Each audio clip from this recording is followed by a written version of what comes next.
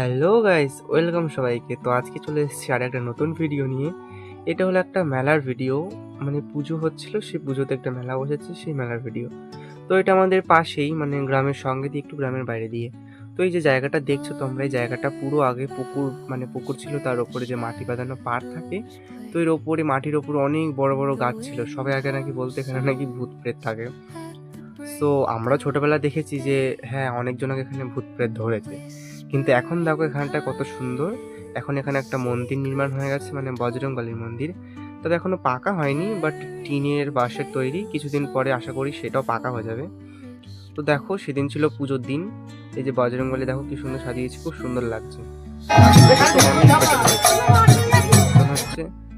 তো এটা ছিল আগের দিনকার ভিডিও। সেদিন খিচুড়ি খাইয়েছিল, তরকারি পায়েস ইত্যাদি ছিল ভগবানের প্রসাদ। তো এটা হলো পরের দিন, মানে যেদিন ফাংশন হওয়ার কথা, মানে বজরংবলীর পুজোর পরের দিন। তো সেদিন ছিল ফাংশন, তাই আমরা বিকেলে একটু ঘুরতে গেছিলাম যে কেমন সেট আপ তৈরি হচ্ছে আর কি ফাংশনের জন্য। তাই আমি আরও গেছিলাম, আমার সঙ্গে মা গেছিলো। তো আমরা সবাই সেদিন ঘুরতে গেছিলাম। তো দেখো ওইদিকে মাঠ, কিরকম মাঠ, ওইদিকে খুব সুন্দর পুকুর রয়েছে, মাঠ রয়েছে, ফুল রয়েছে, খুব সুন্দর।